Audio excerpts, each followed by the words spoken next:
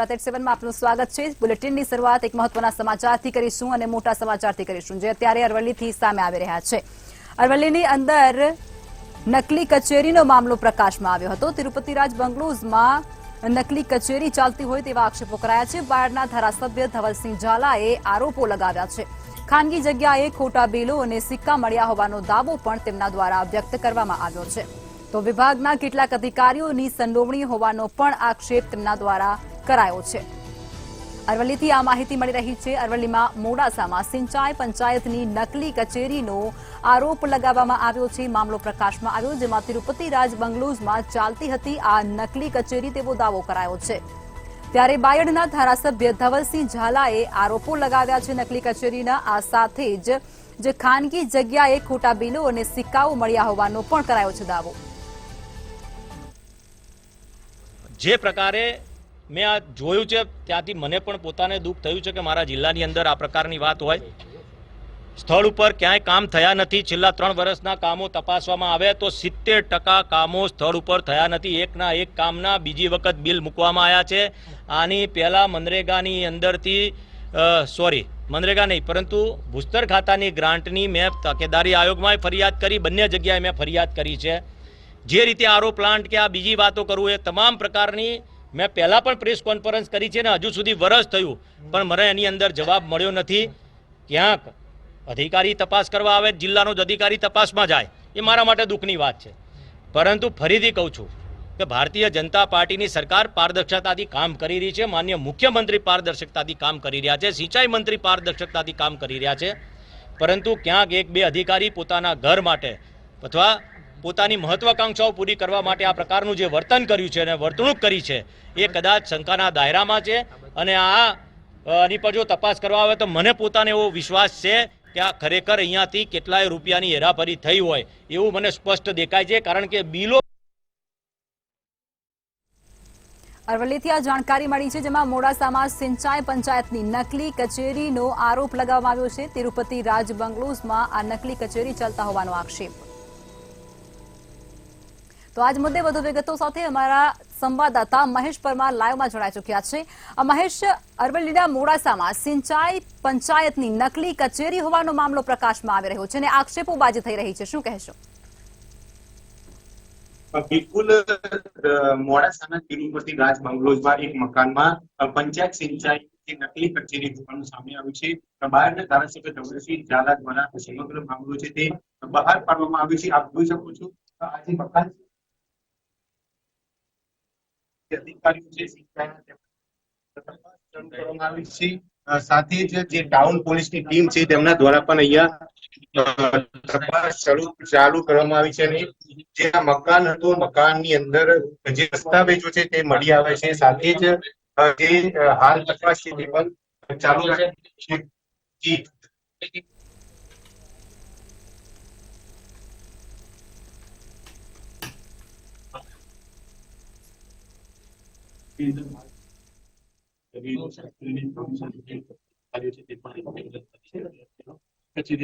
ચાલતી હતી બધા દસ્તાવેજો અને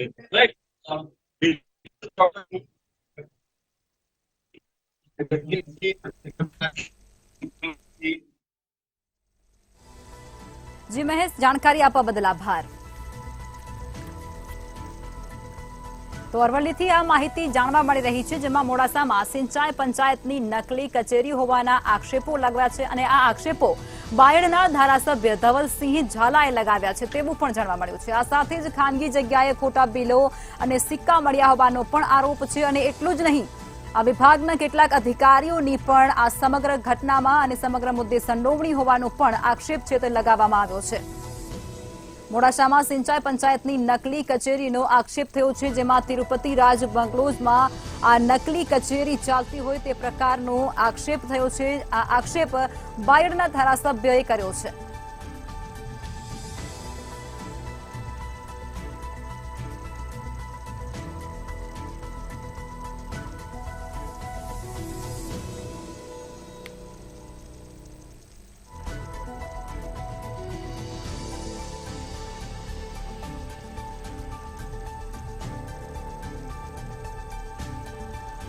તો અરવલ્લીથી આ જાણકારી સામે આવી રહી છે। ખૂબ જ મોટા સમાચાર કહી શકાય છે, કારણ કે મોડાસામાં સિંચાઈ પંચાયતની નકલી કચેરી હોવાનો આરોપ છે તે બાયડના ધારાસભ્ય ધવલસિંહ ઝાલા દ્વારા લગાવવામાં આવી રહ્યો છે અને આ સાથે જ જે કેટલાક જે વિભાગ છે તેના અધિકારીઓની પણ સંડોવણી હોવાનો આક્ષેપ ધારાસભ્ય ખુદ લગાવી રહ્યા છે।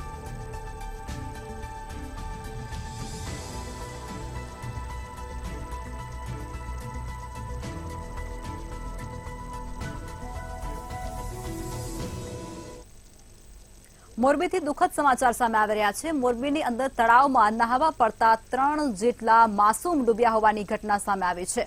તળાવમાં ડૂબી જતા જ 3 બાળકોના મોત નીપજ્યા છે। મિયાણાના વર્ષામેડી ગામની આ સમગ્ર ઘટના છે કરુણ તે પ્રકાશમાં આવી રહી છે। તળાવમાં નહાવા માટે 3 જેટલા બાળકો અંદર પડ્યા હતા અને ત્યારબાદ આ 3 બાળકો છે તેના મૃત્યુ થતા હવે પરિવારમાં પણ શોકનો માહોલ છે તે જોવા મળી રહ્યો છે, આક્રંદ જોવા મળી રહ્યો છે। મેહુલ ભૂપતભાઈ મહાલિયા, જેમની ઉંમર છે 10, તેમનું પણ મોત નીપજ્યું છે। આ સાથે જ મોરબી તળાવમાં ડૂબી જતા 3 બાળકોના મોત થયા હોવાની જાણકારી મળી રહી છે। આ સાથે જ શૈલેષ અમરીશભાઈ ચાવડા, જેમની ઉંમર 8 વર્ષની છે, તે બાળકનું પણ આ સમગ્ર ઘટનામાં મોત નીપજ્યું છે અને વધુમાં જે ત્રીજું બાળક છે તેની ઉંમર 12 વર્ષની છે અને તેનું નામ ગોપાલ કાંજીભાઈ ચાવડા જાણવા મળી રહ્યું છે। આ 3 બાળકોના મોત થતાની સાથે જ પરિવારમાં પણ ગમગીની છવાઈ ચૂકી છે। પરિવારમાં પણ શોકનો માહોલ જોવા મળી રહ્યો છે। મોરબીથી આ કરુણ ઘટના પ્રકાશમાં આવી રહી છે। મોરબીની અંદર તળાવમાં ડૂબી જતા 3 બાળકોના મોત।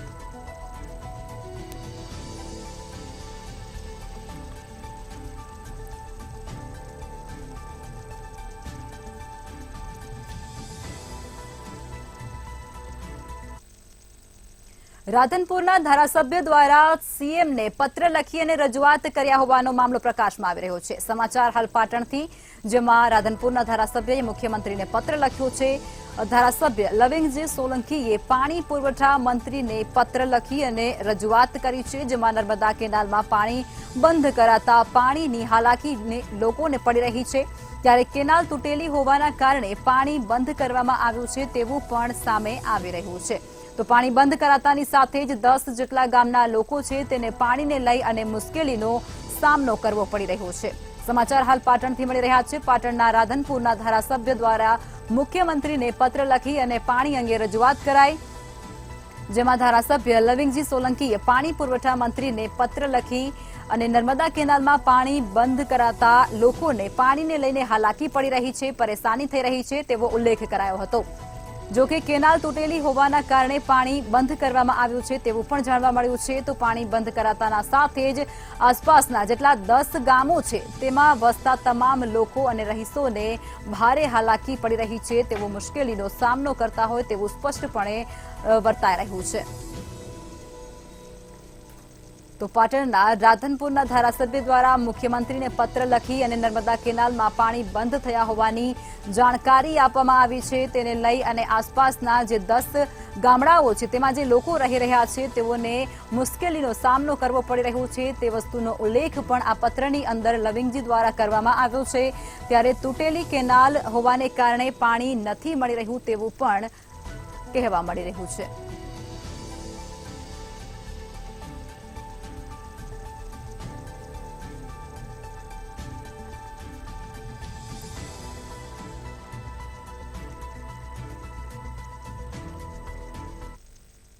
તો સમાચાર હાલ ગાંધીનગરથી સામે આવી રહ્યા છે, જેની અંદર આરટીઓને લઈ અને મોટા સમાચાર હાલ સામે આવી રહ્યા છે। આરટીઓમાં ડ્રાઇવિંગ ટેસ્ટથી મુક્તિ તેવી જાણકારી હાલ મળી રહી છે, જે અમે તમને જણાવી રહ્યા છીએ। સ્પીડથી વાહન ચલાવનારને 1 થી 2000 સુધીનો દંડ ફટકારવામાં આવશે। સગીર ડ્રાઇવિંગ કરતા પકડાશે તો તેને 25,000 રૂપિયાનો દંડ ફટકારાશે।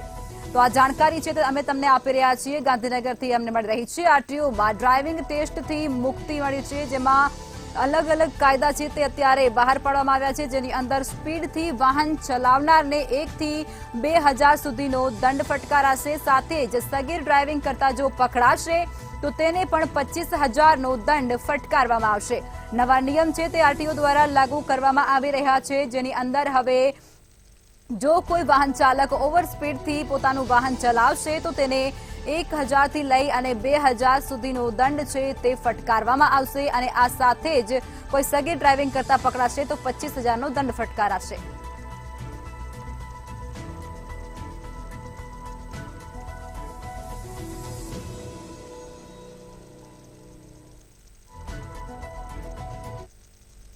વલસાડથી હાલ સમાચાર સામે આવી રહ્યા છે, જેની અંદર ડુંગળી નજીકના નેશનલ હાઈવેની એક ઘટના છે તે પ્રકાશમાં આવી રહી છે। વલસાડથી આ માહિતી પ્રાપ્ત થઈ રહી છે, જેમાં પૂર ઝડપે કાર પલટી મારી અને હાઈવે પર ઢસડાઈ હોય તે પ્રકારના દ્રશ્યો છે તે સીસીટીવી કેમેરામાં કેદ થયા છે। પલટી મારેલી કારમાં અચાનક આગ પણ ભભૂકી ઉઠી હતી, તો આગ લાગ્યાના દ્રશ્યો પણ સામે આવ્યા, જેમાં શ્વાસ થંભાવી દે તેવી આ સમગ્ર ઘટના છે હાઈવે પર બની હતી તે સીસીટીવીમાં કેદ થઈ છે। કારમાં સવાર લોકોનો ચમત્કારિક બચાવ પણ થયો છે, ત્યારે આ કાર પલટી જતાની સાથે જ તેમાં આગ લાગી હતી અને ત્યારબાદ ફાયર બ્રિગેડની ટીમે આગ પર કાબુ મેળવ્યો।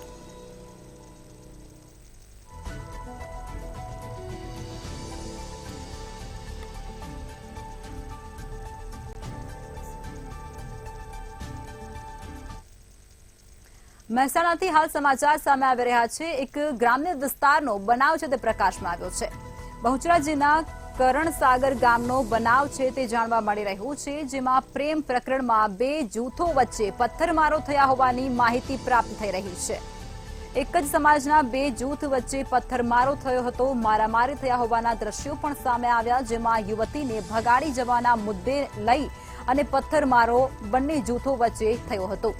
કાર અને ઘર ઉપર પથ્થરમારો કરી અને બંને પક્ષના જે લોકો છે તેમના દ્વારા તોડફોડ પણ મચાવવામાં આવી હતી અને આ સમગ્ર ઘટના મહેસાણામાં બની છે, જ્યાં બંને જૂથની સામસામે પોલીસ ફરિયાદ પણ કરવામાં આવી ચૂકી છે અને પથ્થરમારામાં 7 લોકો ઘાયલ થયા।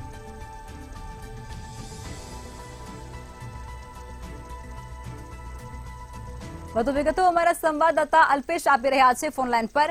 અલ્પેશ, બહુચરાજીના કરણસાગર ગામનો એક બનાવ બન્યો છે, જેમાં યુવતી અને પ્રેમ પ્રકરણમાં યુવતીને ભગાડી જવા માટેના જે પ્રયાસો થયા તેમાં પથ્થરમારો થયો છે અને 2 જૂથો વચ્ચે થયો છે, શું છે જાણકારી? જી, લખમાં ચોક્કસ જણાય તો કે બહુચરાજીના કરણસાગર ગામમાં પ્રેમ પ્રકરણને લઈને સામસામે પથ્થરમારો થયો છે અને એક જ સમાજના 2 જૂથો વચ્ચે પથ્થરમારો થયો। યુવતીને ભગાડી જવાના મુદ્દે પથ્થરમારો કરવામાં આવ્યો હતો અને કાર અને ઘર ઉપર પથ્થરમારો કરી તોડફોડ કરાઈ છે અને બંને જૂથોની સામસામે ફરિયાદ થઈ છે અને સાધનોના પણ નુકસાન કરવામાં આવ્યું છે અને પથ્થરમારામાં 7 લોકો ઘાયલ થયા છે અને તેની ફરિયાદ પણ બહુચરાજી પોલીસ દ્વારા નોંધવામાં આવી છે અને પોલીસ આગળ કાર્યવાહી કરી રહી છે। જી, તમામ વિગત આપી તે બદલ ધન્યવાદ।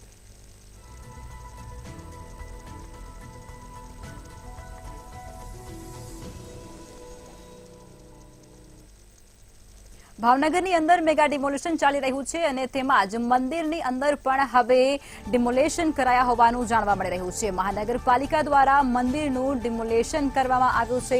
બજરંગદાસ બાપા મંદિરનું ડિમોલેશન કરવામાં આવ્યું હોવાની જાણકારી પણ મળી રહી છે, જેમાં પોલીસ કાફલા સાથે ડિમોલેશન કરવામાં આવી રહ્યું છે। આ સાથે જ એસ્ટેટ વિભાગની ટીમે મંદિરને જમીનદોસ્ત પણ કર્યું છે। તો આ જાણકારી ભાવનગરથી મળી રહી છે। ભાવનગરની અંદર મનપા દ્વારા દબાણ હટાવ ઝુંબેશ હાથ ધરવામાં આવ્યું છે, તેની અંદર હવે મહાનગરપાલિકા દ્વારા મંદિરનું પણ ડિમોલેશન હાથ ધરવામાં આવ્યું છે, જેમાં બજરંગદાસ બાપા જે મંદિર છે તેનું ડિમોલેશન તેમના દ્વારા હાથ ધરવામાં આવ્યું છે। આ સાથે જ જે પ્રમાણે માહિતી મળી રહી છે કે પોલીસનો કાફલો સાથે રાખી અને એસ્ટેટ વિભાગની ટીમ છે તેમના દ્વારા ડિમોલેશનની જે પ્રક્રિયા છે તેને હાથ ધરવામાં આવી રહી છે। એસ્ટેટ વિભાગની ટીમે મંદિરને જમીનદોસ્ત પણ કરી નાખ્યું છે।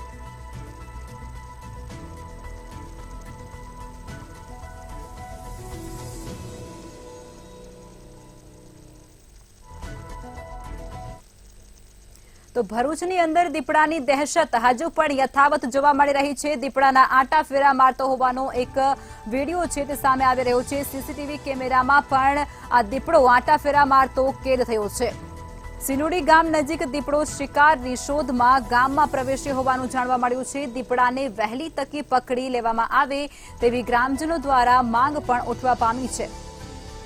તો ગ્રામજનો દ્વારા વન વિભાગને જાણકારી આપવામાં આવી રહી છે કે વહેલી તકે આ દીપડો જે જાહેરમાં આંટા ફેરા મારી રહ્યો છે તેને ઝડપી પાડવામાં આવે અને દીપડો દેખાતાની સાથે જ જે ગ્રામજનો છે તેમાં પણ હવે ભયનો માહોલ જોવા મળી રહ્યો છે। તો ભરૂચની અંદર દીપડાની દહેશત યથાવત જોવા મળી રહી છે. દીપડો આંટાફેરા મારતો હોય તેવા સીસીટીવી સામે આવ્યા છે. સિલુડી ગામની આ સીસીટીવી ફૂટેજ છે તે આપણને મળી રહી છે અને દીપડો છે તે પોતાના શિકારની શોધમાં હતો અને આ દ્રશ્યો છે તે સીસીટીવી કેમેરામાં કેદ થયા છે. તો હવે ગ્રામજનો દ્વારા વહેલી તકે આ દીપડાને પકડી પાડવામાં આવે તેવી માંગ પણ વન વિભાગ સામે કરવામાં આવી રહી છે. દીપડાની દહેશતને લઈ અને ગ્રામજનોમાં પણ ભયનો માહોલ યથાવત.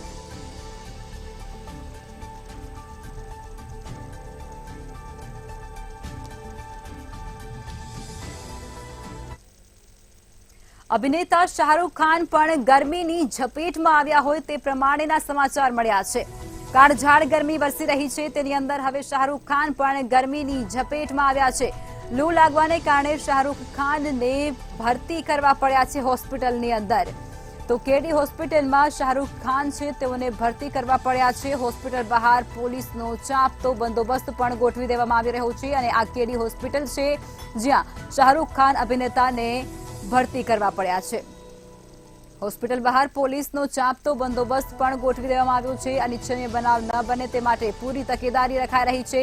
KKR અને SRH મેચ માટે તેઓ અમદાવાદ આવ્યા હતા ત્યારે લૂ લાગવાને કારણે શાહરૂખ ખાન છે તેને કેડી હોસ્પિટલ ખાતે સારવાર અર્થે ભરતી કરવા પડ્યા છે.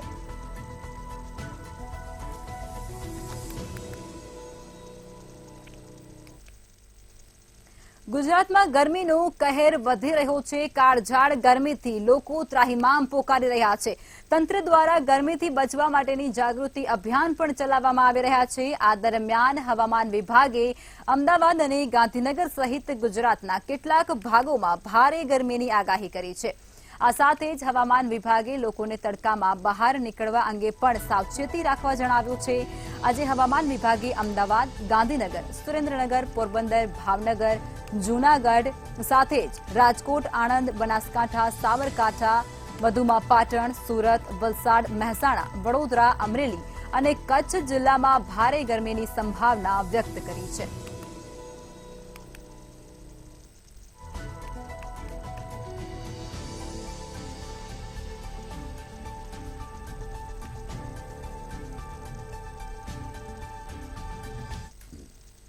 ગુજરાત ATS દ્વારા ઝડપાયેલા આતંકવાદીઓની વધુ તપાસ કરતા મોટો ખુલાસો થયો છે.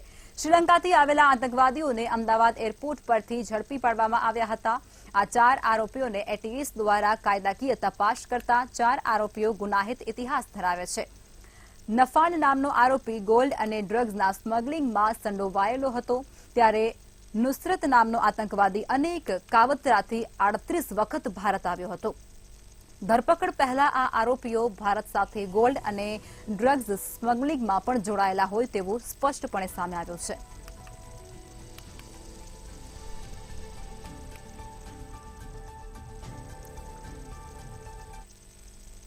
અમદાવાદમાં ઉનાળાની સિઝન દરમિયાન હાલ આભમાંથી અગન વર્ષા વરસી રહી છે.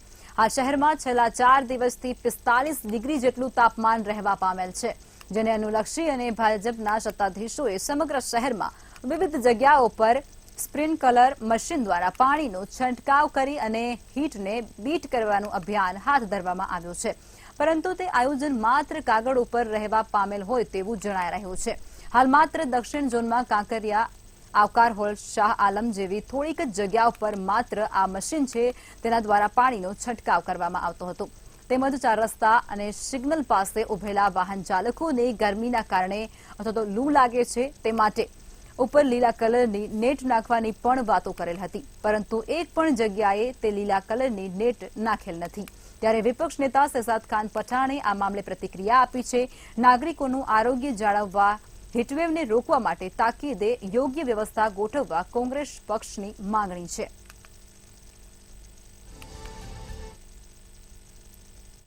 लेकिन सबसे बड़ी शर्मनाक बात तो यह है कि जब गर्मी सबसे अधिक तापमान जो हर दिन बढ़ता जा रहा है, ऐसे समय में अहमदाबाद म्युनिसिपल कॉरपोरेशन बीट तो हीट नहीं कर रहा है, लेकिन कहीं ना कहीं खुद का आयोजन अनसक्सेसफुल इस तरीके से साबित हो रहा है कि जितने भी 4 रास्ते पे वाटर स्प्रिंकलर लगाए थे वो सभी वाटर स्प्रिंकलर अभी बंद हालत में है.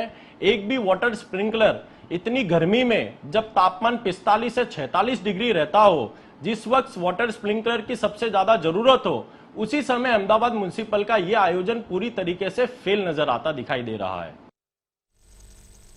અમદાવાદ કોંગ્રેસ ભવન ખાતે પ્રભારી અને પ્રદેશ પ્રમુખની અધ્યક્ષતામાં મહત્વપૂર્ણ બેઠક મળી હતી. આ બેઠકમાં લોકસભાના ઉમેદવારો હાજર રહ્યા હતા. રાજ્યના કોંગ્રેસના તમામ ઉમેદવારોએ ચૂંટણીમાં કરેલી મહેનત અને ભાજપને હરાવવા માટે કરેલા અથાગ પ્રયાસોને વખાણ્યા હતા. આ સાથે જ પ્રદેશ પ્રમુખ શક્તિસિંહ ગોહિલે જણાવ્યું હતું કે ચૂંટણીમાં તકેદારીપૂર્વક કામ કરવામાં આવ્યું છે. ચૂંટણીમાં કોઈ ધાંધલી થયા નથી અને તે ઝીણવટપૂર્વક જોવાનું રહેતું હોય છે. ત્યારે લોકોના દિલમાં શું વાત છે તે જાણવાનો પ્રયાસ કરવામાં આવ્યો હતો. સુપ્રીમ કોર્ટ દ્વારા સુધારા કરવામાં આવ્યા હતા. તે ચૂંટણી કમિશનર દ્વારા બનાવવામાં આવેલી બુકલેટ તમામ ઉમેદવારોને આપવામાં આવી હતી. કોંગ્રેસના તમામ ઉમેદવારોને પ્રેમ અને આશીર્વાદ મળ્યા છે અને આ વખતે ચોક્કસ પરિવર્તન જોવા મળી રહ્યું છે.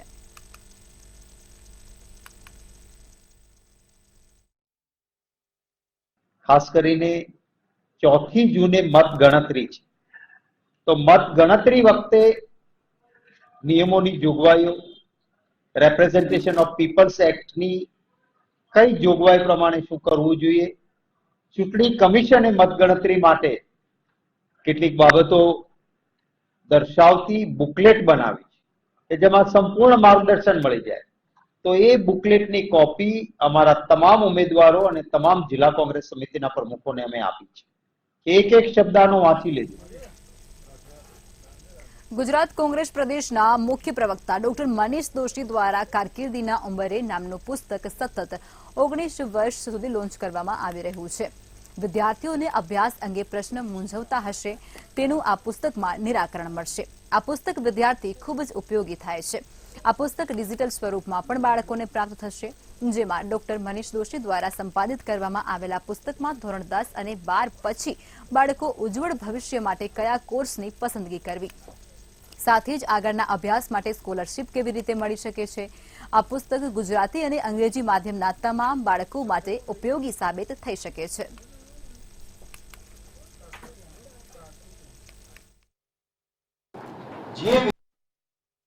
જે ક્ષેત્રમાં આગળ વધવા માંગે છે એને યોગ્ય દિશા અને દ્રષ્ટિ ભાઈ મનીષભાઈની આ પુસ્તિકામાંથી પ્રાપ્ત થાય છે અને અનેક વિદ્યાર્થીઓએ આ માટેનો લાભ પણ લીધો છે. ત્યારે ગુજરાતના વાલીઓ અને વિદ્યાર્થીઓ આમાંથી જરૂર માર્ગદર્શન મેળવશે. 10 અને 12 પાસ કરનાર દીકરા દીકરીઓને કોંગ્રેસ પક્ષ વતી અને મારા વતી ખૂબ હૃદયપૂર્વકની શુભકામનાઓ. ગુજરાત પ્રદેશ કોંગ્રેસ સમિતિ દ્વારા સતત 19મા વર્ષે કારકિર્દીના ઉંબરે પુસ્તક પ્રકાશિત કરવામાં આવ્યું છે. આ પુસ્તક ઓનલાઈન છે. કોંગ્રેસ પક્ષની સત્તાવાર વેબસાઇટ www.incgujarat.com અને www.careerpath.info ઉપર આ પુસ્તક વિનામૂલ્યે ડાઉનલોડ કરી શકાય છે. આ પુસ્તકની ખાસ વિશેષતા એ છે કે જેમ ગુજરાતી માધ્યમના બાળકો સાથે સાથે અંગ્રેજી માધ્યમના બાળકોની સંખ્યા પણ સતત ઉમેરો થતો જાય. પાટણના શંખેશ્વરમાં વહુએ દિયર અને સસરાને ઝેર પીવડાવતા ચકચાર મચી જવા પામ્યો છે. જેમાં વહુએ કોઈ અગમ્ય કારણોસર દિયર અને સસરાને ઝેર પીવડાવી અને મારી નાખવાનો પ્રયાસ કર્યો હતો. ત્યારે ઝેર પીવડાવતાની સાથે જ મહાદેવગીરીનું મોત થયું છે, જ્યારે સસરા ઈશ્વરગીરીની હાલત ગંભીર છે. હાલ મહિલાના સસરા સારવાર અર્થે હોસ્પિટલમાં દાખલ છે. આ સાથે જ ઝેર આપનાર વહુ જયાબેન સામે પાટણ પોલીસે ફરિયાદ નોંધી તપાસ હાથ ધરી.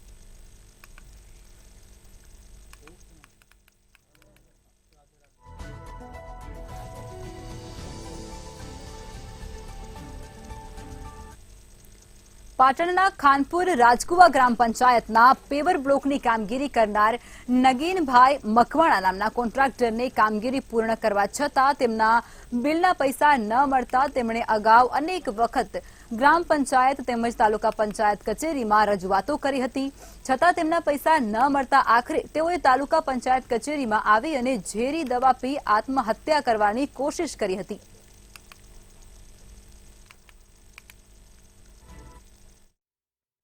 મારા પિતાશ્રી વારંવાર બિલની રકમ ટોટલ 47,000 રૂપિયા હતી. 47,000 રકમની વારંવાર ઉઘરાણી કરતા એટલે જે ગામના 5 ઇસમો ઉભા કરેલા ટીડીઓ સાહેબનો વહીવટદાર શારદાબેન મેન આરોપી નામે તલાટી વિઠ્ઠલભાઈ વિઠ્ઠલભાઈ રબારી રહે શંખારી વાળા એ વારંવાર મારા પિતાશ્રીને ટોર્ચર કરતા કે આ એપ્રોસિટી દાખલ કરી તું ફાંસી ખેંચી લે, આ તારા જેટલી અરજીઓ કરી ફાંસી ખેંચી દે, તને ગામમાં રહેવા નહીં દેવા, તું ગામમાં જે માણસો ઊભા કર્યા છે તને રાતે ઊંઘ્યા છે પેટ્રોલ છાંટીને તને હરગાઈ મારવામાં આવશે. તલોદ તાલુકા મથકે બાજરી, ઘઉં, એરંડા જેવા મબલક પાકોની આવકમાં વધારો થયો છે. તલોદ માર્કેટ યાર્ડમાં ખેતપેદાશોની આવકમાં વધારો જોવા મળ્યો છે. તલોદ માર્કેટ યાર્ડમાં બાજરીની કુલ આવક 1870 બોરી થઈ છે અને ઘઉંની આવક 1060 સાથે જ એરંડાની 647 જેટલી બોરીની આવક નોંધાઈ છે. બાજરીનો સૌથી ઊંચો ભાવ 511 અને સૌથી નીચો ભાવ 425 રૂપિયા બોલાયો છે. તો બાજરીનો મબલક પાકનું વાવેતર કરવામાં આવતા બાજરીના સૌથી ઊંચા ભાવ મળતા ખેડૂતોમાં પણ ખુશીનો માહોલ જોવા મળ્યો.